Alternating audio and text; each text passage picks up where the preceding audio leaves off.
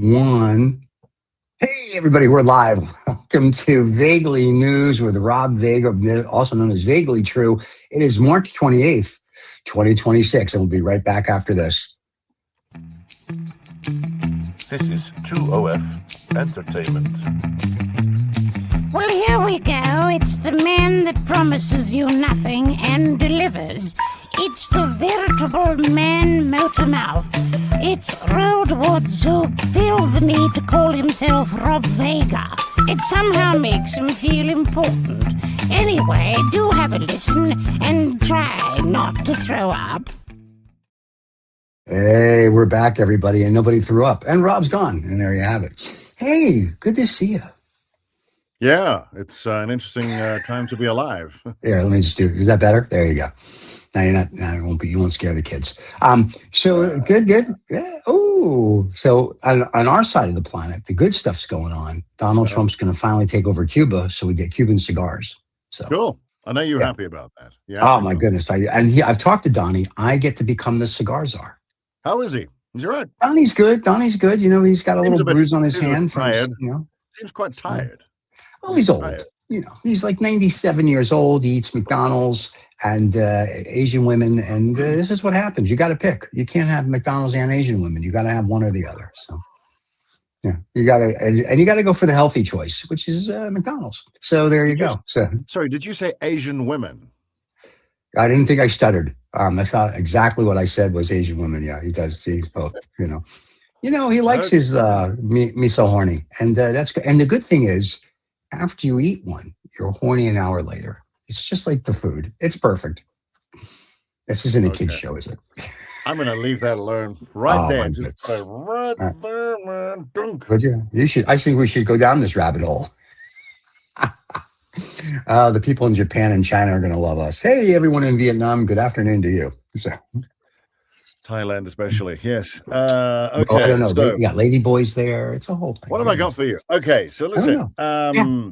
The one thing I wanted to do differently is I wanted to talk more about this than that. Your penis? Your penis? You want to talk about your penis? Huh? Well, no, not that. Okay. Wow. What kind of cigars have you been smoking, my friend? Wow. Maybe it's good that you're going to get Cuban cigars.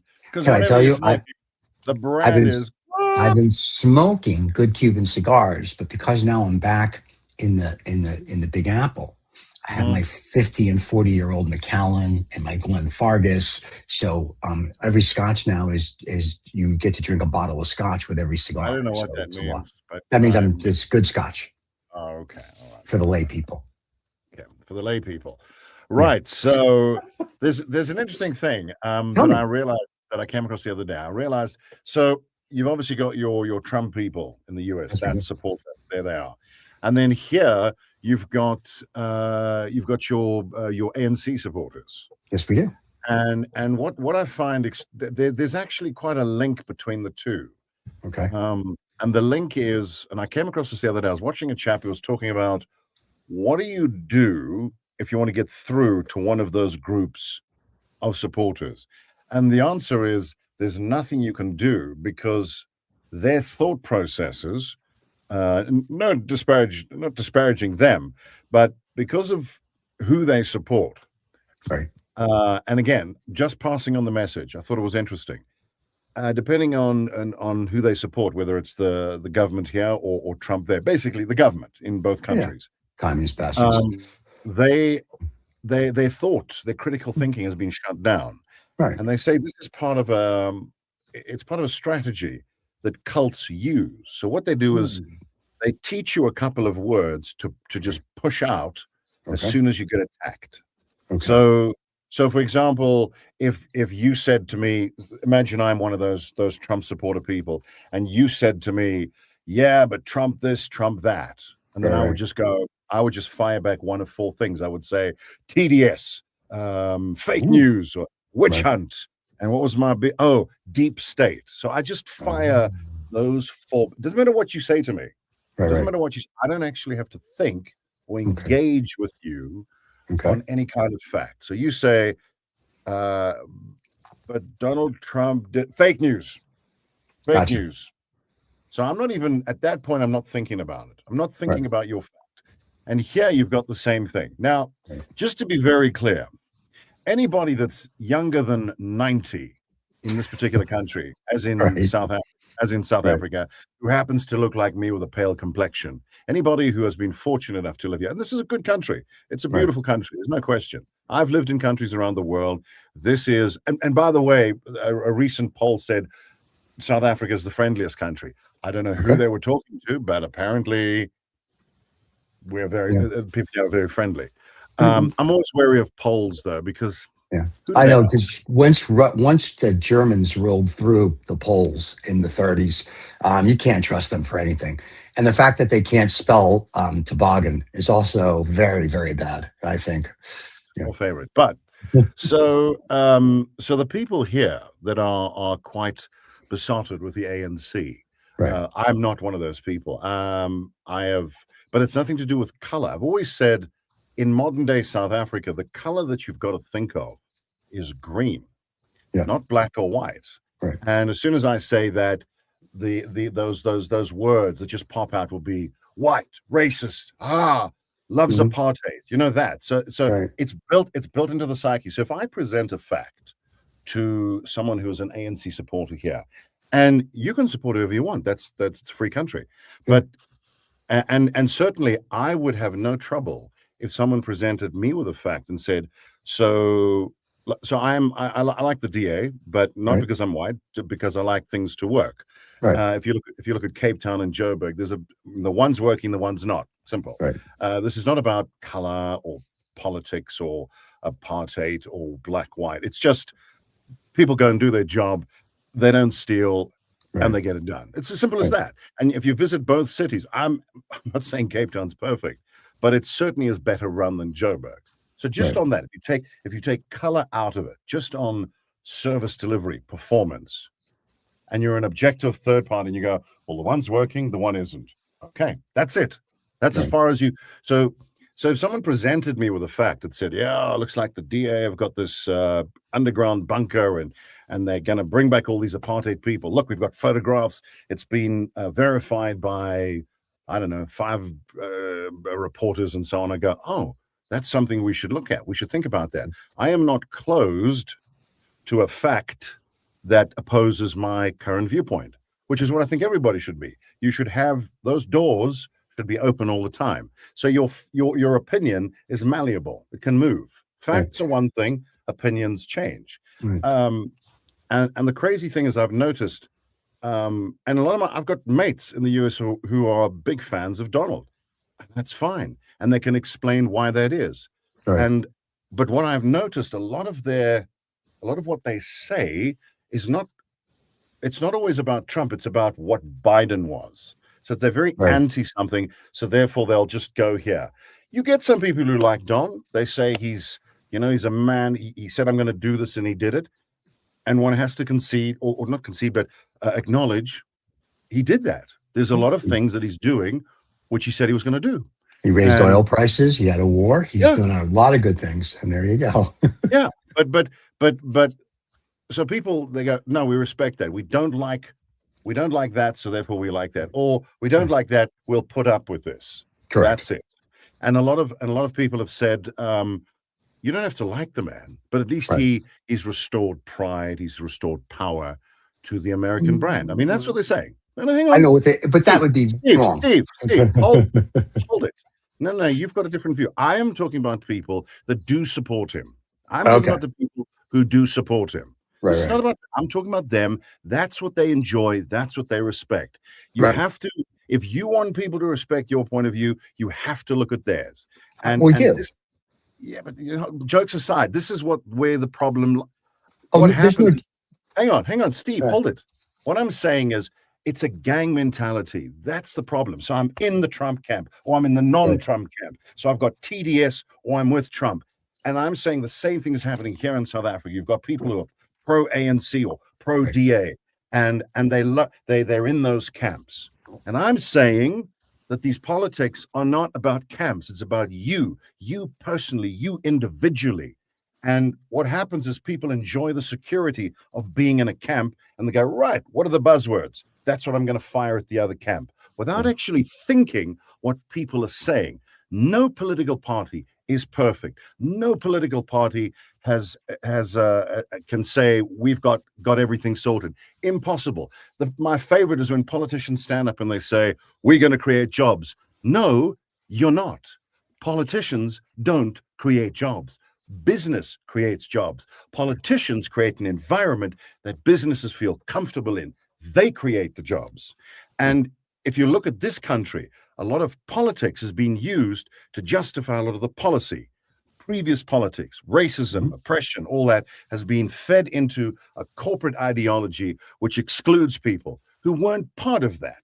So they're going, we don't like that. That's why we don't like what the ANC is about. Can we rather talk about merit as opposed to color and race and a legacy of hatred? We want to talk about green, not black and white. People are black, people are white, whatever. It doesn't speak to any form of mental acuity and ability. And this is what, I don't know about the US, but certainly in South Africa, people that look like me were hoping for. This is what we want. Let's get rid of all that apartheid crap and let's all get together and compete. Now, if you're talking about the past and the imbalances, good, take my taxes, then build something. If you feel like there are millions of black folk who haven't had a chance, then take my money and go and build something, build schools, help people. That hasn't happened. Every day we are confronted by another corruption story. Just today, there's a whole thing that's come out. We had a hospital here called the Tembisa Hospital, where they looted, as in created these shell companies and moved money around, and they estimate about 2 billion rand was stolen from this hospital. And the crazy thing is, the people who would have been helped by that hospital are from the very same communities that vote for the people that are in government right now. It makes no sense. Right. So it's not about black and white, it's about green, and it's about being accountable for your actions, not your melanin content. Go. First of all, it's always been about green, so it's never about race. It's always about money. So let's just, it's always been, I mean, since day one, let's just throw that out. The other thing, when you talk about Trump saying made America this, made America that, when Trump yesterday threatened to bomb one of our allies, Omar, because they weren't going to get in line, that's an issue. When you travel abroad or on abroad, either, depending on your thing, when I'm overseas, people ask, America is not what America was. People are just sort of like, they hate the country, they hate the president, but they love, like, an American person. They love you because you're you. So Trump hasn't done anything. Yes, some of his stuff I agree with. 90% of it I don't. The problem is that the way he says it and does it, and now he's getting to a point where I think he does think he's a king, and that's scary. What we did in Iran, wait, there's nuclear? Then if you don't want them to have nuclear weapons, bomb them back to the Stone Age. Stop threatening already. Put your big boy pants on. You got, what's his face, the Fox News guy running the Department of Defense. I'm sorry, the Department of War, because we're back in the 30s. Then have him bomb them back to, like, the Stone Age. Who gives a shit? Take it over and be an imperialist country like Britain was 200 years ago. But enough of the rhetoric. It's getting monotonous. Nobody cares. Nobody respects the country anymore. And people that I talk to globally and that I deal with, they love people. Like, people are great. It's just they don't like our politics. They don't just. But our whole problem is our political system, kind of like what yours is. Our political system is basically greed is good. Insider trading is what Congress and the Senate can do because they're allowed to have information before the public. So as long as they're making money, nobody wants to leave. They don't really give a shit about the people. I go back to something I've been saying now for 3 years, and we started it on the Lost Dollar Business Club. At some point, when 7 billion people decide to take a picnic, you are not going to stop them. And you're getting to that point because you see it now. People are getting fed up. People are getting annoyed. That's why you have countries like Singapore, Thailand, UAE. Their residents are fine. They take care of the people. Kuwait takes care of their people. People understand if you don't take care of the people, like with healthcare, food, whatever it might be, you have a problem. And America still hasn't figured that out. And America Steve, is in for a rude awakening. But Steve, I guess what I'm trying to do is I'm trying to explain some parallels between the US and Right. South Africa. And so what I'm saying is that taking all the boundaries away, all the issues, whatever, the regional issues and so on, there's the commonality. There's a gang culture in both countries. I'm in this camp, you're in that camp. We don't listen to each other. We don't discuss. We don't, this gives me security. I'm part of this party. And I'm saying, get out of that. I mean, I go back to this. We said this before. When George Washington finished his term, he in his speech, he said, please avoid parties. Avoid that. I don't believe in parties. It's about an individual. It's about what you can bring. It's about not a club. It's like you vote for a lawyer, but then he's part of this organization, and the organization dictates what he can do.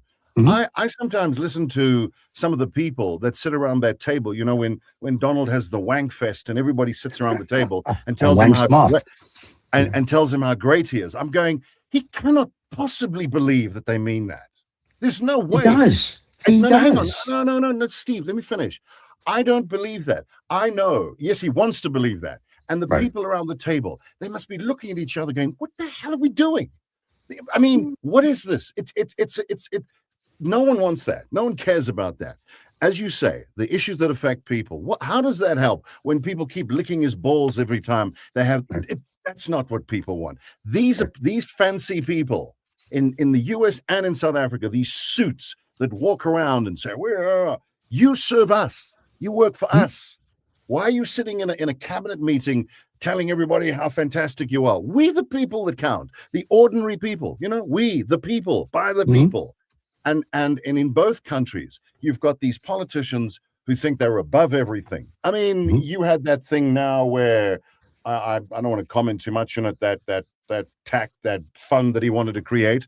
The fund was the $1 billion fund. The 1.76 billion. The thing that, I don't know about you, but the thing that bothered me most about it wasn't the money. It was the condition that they were never going to go after him for anything else.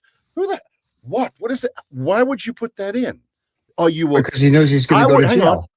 I wouldn't, if you've got Steve, if you, in other words, let me give you an example.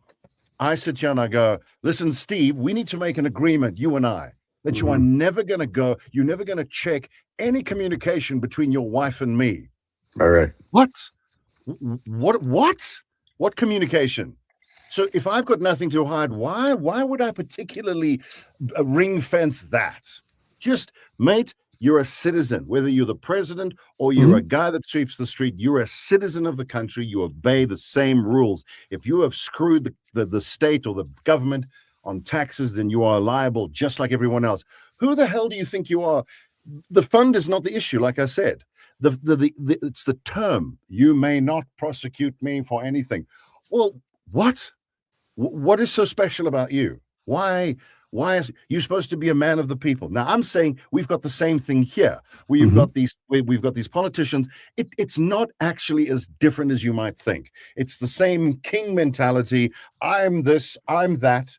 And I say, but you were made, you were created, you were appointed by ordinary people. They are your boss. Those are the people that you need to answer to. And they just, I can't be asked about those other countries you mentioned. If things are going fine, that's great. But in both of in the US and South Africa right now, you've got politicians who are not nervous about anything. I'm just the greatest. I'm the best. Yep. And that's the problem. That is the problem for me. Is this like this to all the people? I'm going to do whatever I want. No, mate, you run for public office because you serve the public. Not in our country. In our country, you serve your own person and your own service. Okay, Steve, look, I don't take this the wrong way. Everybody knows about America and what's going on. Right. People don't really know about what's happening here unless you sit and watch some bullshit White House meeting where they darken the lights and play weird videos and you think, oh, well, that must be South Africa. Bullshit. Yeah. Bullshit. So I'm wary. I don't want to sit and comment on all the intricacies of a country I know nothing about. I am talking about this one and what it claims to be and what it's delivering, which is nothing.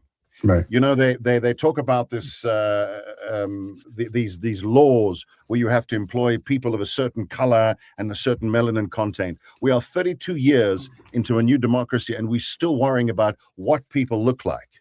So my kids are in their 20s, so they were never, ever at all part of whatever that was. But they are subject to these laws which preclude them based upon this. Now, there are ways and means around it. I mean, companies operate. But if you want to deal with the government and you look like me, you can forget about it. Right. And so we it's like we've gone 40, 50 years back, except it's just done that. It's just switched around. And when you have a president of this country who is worth 6.4 billion rand, which is a lot of dollars too, who stands up and tells you how he's in touch with the ordinary people and what he's done. He is divorced from reality. His brother-in-law has got mines and companies and corporations. It's just ludicrous. And again, you've got Donald there. Whatever. I'm not going to criticize him. I don't know him personally. I'm not going to. This isn't a personal attack, but he is worth billions. And yet he will go to rallies and stuff and say how he's with the people. Impossible. It is impossible. Impossible. And it would be better if he said that. And it would be better for our one who said that too. Look, I'm a wealthy man. I've done well. I must admit I've lost a little bit of touch with it. Just be honest about it. But you can't claim to be a working man when you're worth billions. You have no idea what people are facing. And then you bring in all sorts of historical crap in your case and in our case as well. You start going backwards in time and in history. I mean, I heard today he wants to go after that woman who, Jean Carroll, he wants to go after her. Look, we've got to find something wrong with her. No, mate, you lost the case.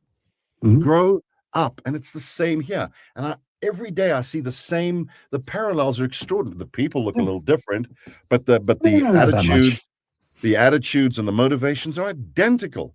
It's crazy. This might as well be the United States of Africa, USA, right here too. Anyway. Oh, cool. The 53rd state. What do you have? Do you have cigars there? Anything I can use and export? Yeah, enlightening to that crap then. No. But got great meat. Great meat. Oh, got Asians, huh? Anyway, so here's part of the thing that you have to look at is that the problem is that when you become a politician, like we'll look at AOC, right? She's a chick from Brooklyn, 20-something years old. She becomes whatever she is, a congresswoman, a senator, who cares? Because she's an idiot. However, she becomes whatever, and she's like, I was a waitress. Nobody cares. Now, 5-10 years later, she doesn't remember. And that's the problem.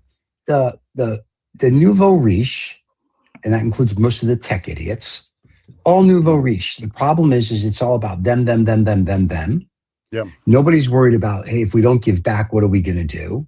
And that's the problem I have associates and acquaintances and friends. When we have cigars, we sit around and discuss this because to us, this is a concerning matter. What's going to happen if and when 7 billion people decide to take a picnic? What are you going to do? What do you mean by that? I mean, they get tired and they go, you know what? Fuck you, rich people. We're tired of this bullshit. And you know what? Fuck you. And they go, get the pitchforks and torches out, and they're like, screw it. And that picnic. That kind of picnic. And you have 7 billion of them. And let's just say there's 1 billion people that are worth anywhere from, we'll say, $1 million up to whatever stupid money. You don't have enough people to protect you if 7 billion or 7.5 billion decide to go fuck you. Because part of that is going to be your military. It's going to be your law enforcement. I mean, the law enforcement, for the most part, doesn't do shit anyway in a lot of cities. And, because they're afraid of getting sued. I had a conversation a couple months back with a guy who just retired from a police department. I'm not going to mention it. I'm not going to do the slip it in thing. But he said the last 5 years were terrible to fund the police. You have to go like with 4 guys on even a barking dog call because we're afraid we're going to get sued. It's ridiculous. And it's Austin. But anyway, so I was sitting with him and he was telling me this. And I was just like, you gotta be kidding. So the problem is that America, and to one of these guys' points, as he wrote in here, weakness and all this other stuff, it's the pussification of not just our country, the world. Yeah. There's a certain group of people at a certain age that we know what it's like to work. Our grandfathers would say, whether you're worth $1 or $1 billion, you work. You have to be a productive member of society. You got to give back. You have to make sure. And then you have the Nouveau Riche that are just like me, me, me, me, me, me, me, me, me. How many islands can I buy? How many houses can I own? And you know what? I'm all for it. But if you don't take care of the other people, what are you going to do? Because when they burn your house down, the fire, this is what they don't think through. They think because they have all this money, to your point, they're isolated. Steve, I need to jump in there. It's interesting that you keep mentioning these little people and how I like the little people. But here's the weird thing. And maybe I might have this wrong, but a large chunk, maybe all of it, maybe some of it, a large chunk, and I make the full point here. A large chunk of the people in the US who support Trump, not well off, not a lot of money. They're a little, I guess from an American point of view, they could be considered poor. Is 50-50. That fair? I think you have a 50-50. You have 50% rich thinking. There's a big chunk of poor people who think he's great. He's great. Am I right? I think so. We have a very similar scenario here. So to put it in political perspective, a lot of the damage that the ANC have done, and not deliberately, they've done it by not doing anything. I don't want to list it. Literally the management. I wouldn't do the job. So you wouldn't appoint me because I would screw it up. So this isn't a black-white thing again. I've got to bring this up again because I know someone's going to say, is it about black? No, it's not. It's about competency. It's about earning your stripes before you can do the job. You can't just get a job because of this. You've got to compete with everybody. And then the best man gets the job, regardless of what we look like. And then that person gets the job and they hopefully deliver. We have from a political point of view, that doesn't work. You need to show manifest change. Look, we've changed the demographic look of corporate South Africa, for example. We're doing a good job. But what have you done? How have you changed things? You can put whoever you like in office, but they need to be able to do the job. There are a lot of influencers here in this country of color who have said, and they weren't part of what we had. They weren't part of the apartheid system. So they're sort of 35 and below. And they've come along and looked at what their parents and people have done and said, why did you get rid of all those people that had all that knowledge? Why did you just get rid of them? I thought we were supposed to be anti-racism and anti-segregation. So you just got rid of them because it was politically expedient. Why not keep them, learn from them, get them to train everybody else, and then we do this together? Why would you just deliberately exclude them? Okay, I know what the answer is, because they excluded us in the past. Right. So we just flip the table. But what you do is you're throwing away the baby with the bathwater. You're getting rid of someone just because of what they look like. Doesn't matter what their viewpoints are. You're gone. You don't look right. You must be a Nazi or a racist to get going, and your kids as well. So you push that capital, that intellectual resource away, and you stick someone in there who may be just as smart, but without the experience. So they now get in that position. They look right, but the problem is they don't have every job requires those little things that they don't teach you in university and on the course. You got to learn that contacts, the bumps, the potential hazards that can happen. Maybe you got a contact who can get you that, and another contact can get you that. And of course, you've done the job, so you know what could happen. You know the pitfalls. You can see them. You need to be able to pass that information on to someone else who's got all the qualifications, but not the experience. But now you've chased them all away. And now we sit with a situation where we've got all these people who can't administer anything. And then the pressure is on. They don't know what they're doing. It's not because of their IQ. It's because of their lack of experience. By the same token, even if I look this way, it doesn't mean just by default I can run a company. I can't. That's not what I do. So you've put people in positions of power that obviously will take the salary, but they're not equipped yet. They haven't been mentored properly. So we've got municipalities throughout this country that are destroyed. They're disintegrating. And it's not because the people aren't intelligent, it's they don't know how to do it. They didn't learn from anybody. They learned from no one. They just went, money, and away you go. And now, of course, you now create a situation where you have created this black-white situation where you've got all the people in leadership positions, certainly in government, who are not doing a great job. Is it because of what they look like? No, not at all. But they never had the opportunity to learn from people who'd already done that. We now sit with, and it's not just me saying that. This is from influencers of color who have seen that. They know it because they haven't been a part of that legacy of oppression and apartheid and racism. No one here of this persuasion, 5% maybe, thinks that was a good idea. No one. I've actually said to a friend of mine who I work with, I said, the white people that you have a problem with are either dead or they've emigrated. That's in America. The people that have exactly, you've got all of them. They're moving there, Steve. I know. I'm aware. You're getting another 10,000 of them. So the people that have stayed here just wanted to contribute and be a part of something, not be sidelined because of some historical thing. This sins of the father crap has to end, otherwise the country will end. And I don't think it's necessarily peculiar to South Africa. There's a Nigerian influencer that I follow who says this is the story you see throughout the continent. Now he can say that, but apparently I can't. He can say that. And he said, we have sacrificed and we have compromised ourselves because we're so worried about what people look like. What can they deliver?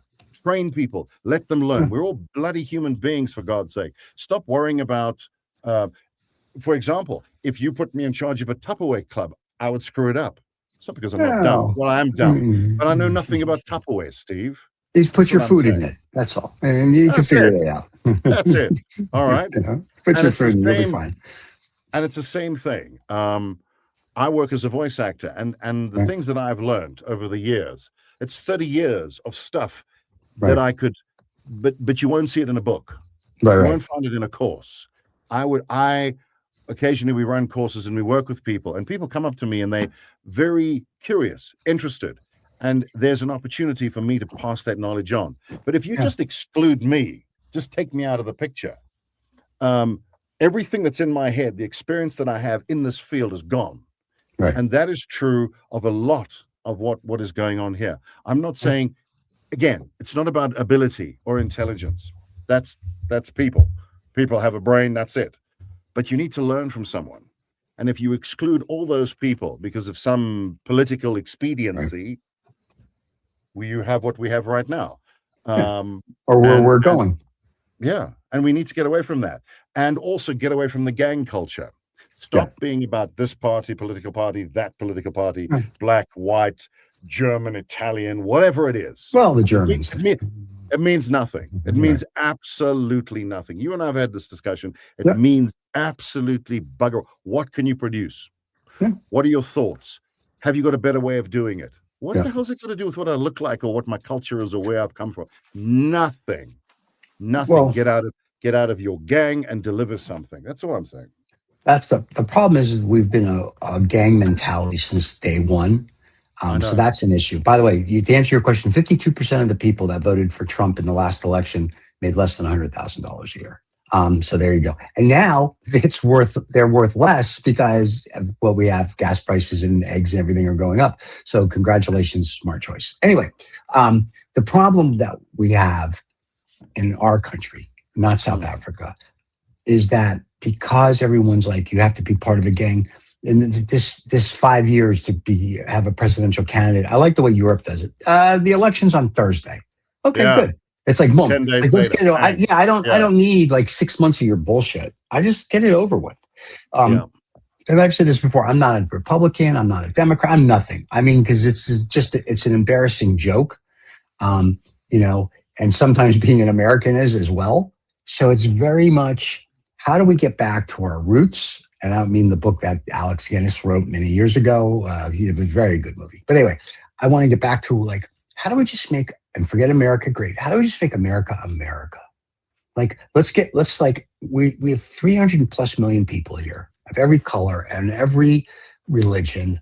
You're male or female. We're not going to go through this other ridiculous crap. I could care less about that. Your pronouns are either you're a girl or you're a boy. Done. Right? That's it. The other crap I don't care about. The LGBTQ, respect you, but Don't make me have to start figuring out what you are because I don't care. You're a human being. Full stop. That's what we are. It. So that's yeah, it. we have 360, right? We have 360 million human beings living in America. Yep. Why can't we figure out how we make life better for the 360 million human beings here? And how we say, hey, let's make sure your kids don't go to bed at night hungry. Let's make sure you have proper Medicare. Well, so can I, but it's embarrassing. No. I can answer why. Why that isn't being done. It seems so simple because, again, I bring back to this thing where you can. There's a parallel between the two countries. Yeah. South Africa and the US both have incredibly bright people, tremendous resources, space. Again, bright people. There's nothing stopping both countries from doing whatever great things, brilliant things, and the evidence is there. So you talk about why isn't that happening now? It is because people are walking backwards into the future. They are walking backwards into the future. So everything I do is based on what was. So this is the parallel I'm talking about. So anything that's done in South Africa politically is the reference is the past. Right.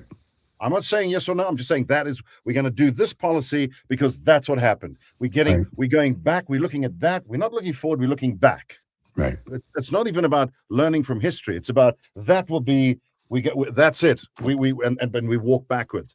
And the same thing that I've found, as I mentioned when we started, if you present a fact to someone and you say, well, look, like you just said, gas prices are up and whatever, so this is not good. Oh, you've fake news, TDS. It's a witch hunt. But hang on. So I haven't listened to you. I can see you're not happy with my king, so I'm going to just I haven't listened to what you said. And I just have those four, but there's no difference here. So if I were to stand up and I would criticize, again, there's no political party in this country that I think is perfect. Fact, like you said, you're not Democrat or Republican. I don't think most people are either. People around the world don't necessarily. It's very unusual for any political party to check all your boxes. It just doesn't happen. That's why you have a range. And I do find it odd that America's only got two. You need more, but we need less. We've got like hundreds of them. It's ridiculous. Anyway, what I'm saying is you pick a party that's closest possibly to what works for you, but again, I've always said, if someone points something out and they go, oh, that's better, well, then I will shift. We should all be doing that. And then that's called looking forward. Which party is going to work? Be greedy. Be greedy. What are they going to do? What are they going to do for my family? Really? Not some political message, because as we've said before, what I've noticed, certainly in the US, a lot of what's being done seems to be, it's like a revenge mentality. Oh, but look what they did. Look what they did. Well, that wasn't right either. We're not saying that's right, but what you're doing is also wrong. Let's do the third thing, the other thing that neither one of these two people did, and that will pull us into the future. And it's the same thing with what we've got here. You know, if I stand up and I criticize the government, they go, oh, you're racist, you hate black people. No, I don't. But those people, whatever their color is, are talking the biggest lot of crap. And this is why. I'm not allowed to say that. And then we have those, oh, he's a racist, oh, he's a white guy, what does he know? Right. Not that I'm a human being and I'm attacking an outdated point of view, which is based on some historical thing that doesn't actually serve anybody right now or into the future. So we're stuck on that. We're both going backwards into the future. Look what happened. Oh, you used to own this house. I own it now. And screw you and your children. Bye-bye. Great. Well, eventually, the people that look like me, well, they built that house. They built it. And they could help you maintain. Well, okay, have fun with it. So no one's learning. No one's learning. If I went to, let's say I decided to move to Iceland. I believe it's a beautiful country. It's very icy. Yeah. It is very icy. I wouldn't know anything about it. In fact, I've never been there. And if I took over, they said, right, we're on an anti-Nordic drive. We don't want Nordic people or Scandinavian people in charge of, there have been these Europeans that have come through and so now they get to run everything. I am using a horrible metaphor, but all right, rolled, off you go. You have a Viking name, off you go, in you go. There you go. I would, and I get rid of all the people that had built what I was running. I wouldn't know what I was doing. So within a couple of years, someone could make the argument that, oh, so people that look like Roald, they screw everything up because we've put him in Iceland, we've put him in charge, and look at that. It's no land now. It's gone from Iceland to no land. Nothing. He's killed it. So because I got rid of all the people that built it, they're gone. I don't want them. Goodbye.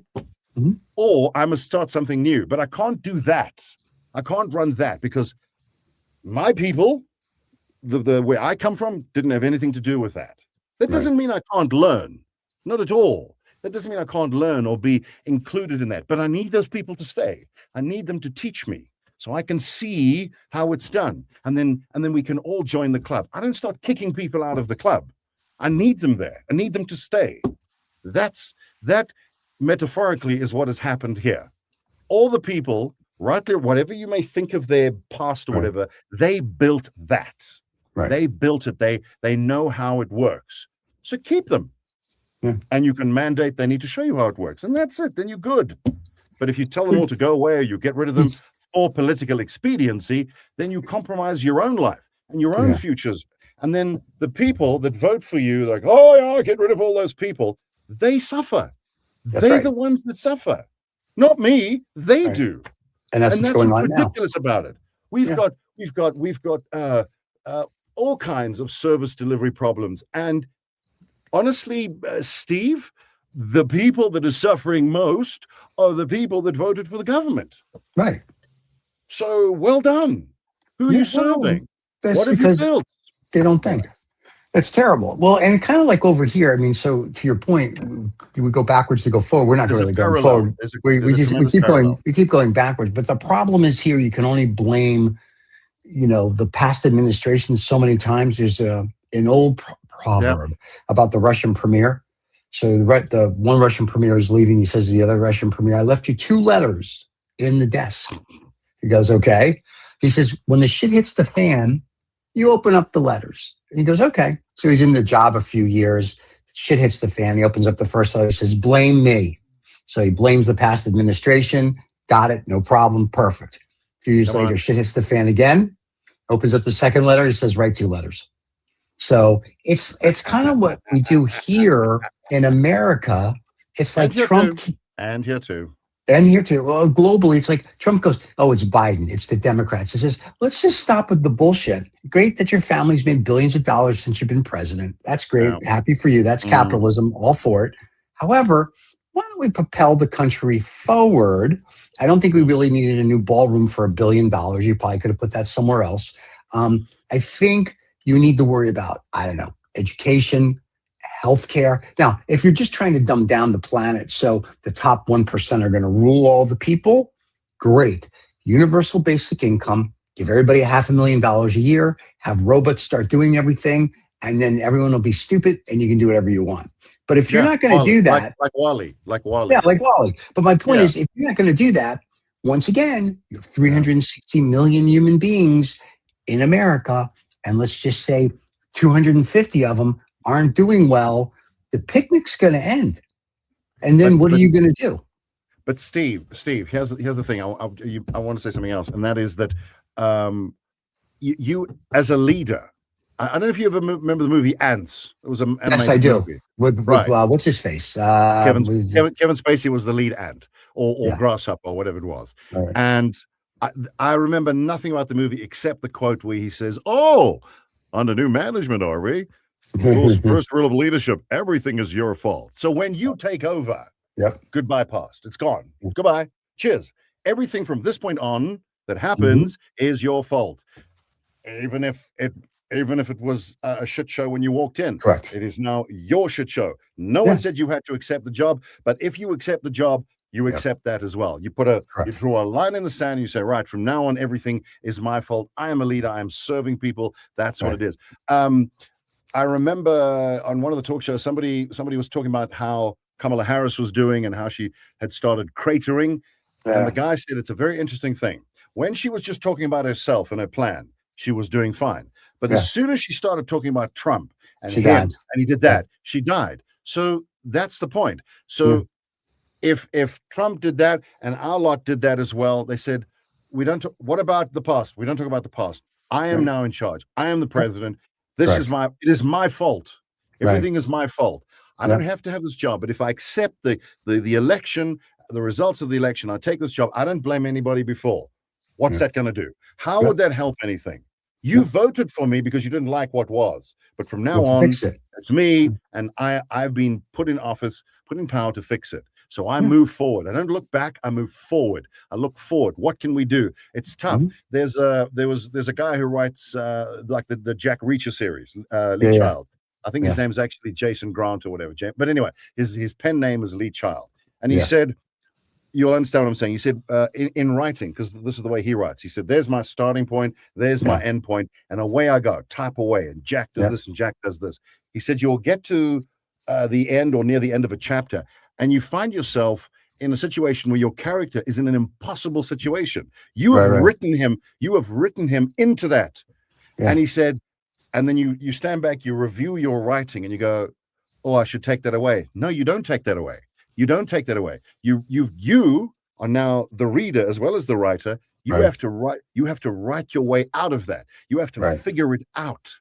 Now, the same thing is true if you accept. No one says you have to be president, but if you put yourself up for election, just know that's probably what's going to happen. If you get the job, chances are the guy before you or the party before you screwed up. So you are definitely taking on. If they were doing a great job, you wouldn't be in office. So it is literally the definition of accepting the result. It's you've got the job because this guy screwed up. The people fired him. I mean, that's exactly what happened. In the US, the people went Democrats, Kamala Harris, Joe Biden had that thing on TV, whatever it is. We're firing that. He's fired. Goodbye. It's all. We know it's bad. We know it's bad. Right, Don, get on with it. And then Don keeps talking about them. No, we know that. We know about that. Sleepy Joe, all that. It's fine. But what are you doing?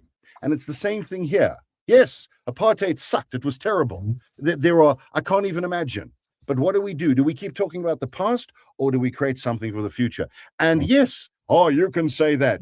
Literally, as we've said on the show before, Steve, every community, everyone, and you always talk about yourself. Say it. The oppression.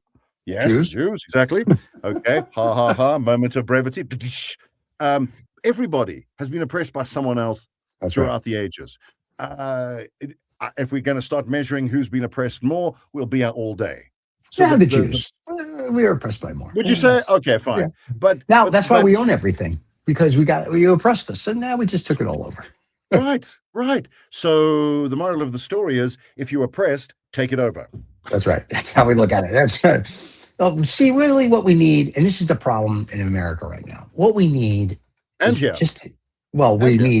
need that, but we need a Jewish president and we need a woman Jewish president that's like a grandma, because she'll come in and she'll be like golden in my ear. She'll just fix it. She's not going to, there's no bullshit. And this is the problem. Bernie Sanders is a wonderful Jewish grandma, but no, he's near death. Like Bernie, one slip and an ice and done.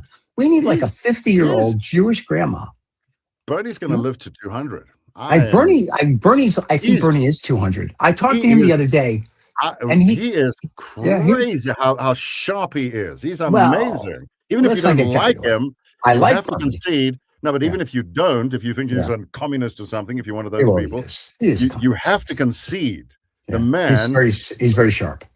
First of all, he stayed with the same message for decades, and he's as sharp as can be. He's like in Vermont or something. There's only 6 people, so getting elected to be senator there, it's not like it's a tough job. If I moved to Vermont, I could become senator. I could go, Bernie. I'm gonna be the other Jew that runs. And Bernie's gonna be like, "Hey, there's another Jew." It'd be great. But my point of this is that we probably need a fiscally responsible, like, make America strong and great and wonderful and powerful, but like, hey, let's, like, to your point, let's go forward. Let's not blame the past. I would love to see a politician get up there and say, I don't know what I'm doing because I've never been president.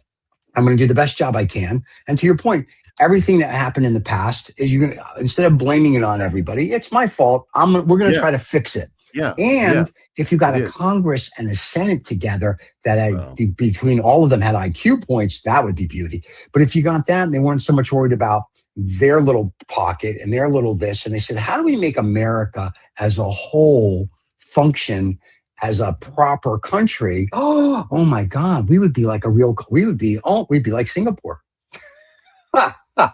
We'd function like a real company. People would have health care. Kids wouldn't go to bed tired and without food. People would have housing. There'd be electric. Oh my goodness. Dogs and cats would be living together in sin. It would be awesome. I'm very excited about this, but it won't happen. And that's why we're all going to live on Pluto, according to Elon Musk. So I got that going for me. So, yeah, well, as I say, a lot of parallels between the US and South Africa, and it's. Do you have any Jews in South Africa? I'm just curious. Or you didn't kill any of those people, right? You got a couple, like 6? My son's dating one, so He's dealing. We got the memo. Just to let you know, it's right here. I got the memo that he's dating. We want to say thank you. So yes, very welcome. Very welcome. Yes. And here's the good thing: if they have a baby, your child will be Jewish because the mother's Jewish. Just to let you know. That's right. Well, apparently my father was. So there you go. Oh, so you're a Jew? No, it doesn't count. Mom has to be Jew. Yeah, you see, that's the problem. I was raised non-Jewish. Non-Jewish. Well, I know. Whatever. It's the SWAT sticker behind the curtain. I understand. It's okay. Right. We own everything. Thank God we have space lasers. So we own everything. It's true. I read it in a book. It's got to be true. No, it's true. It's true. The banking, the money, we got it all. It's good to be Jew.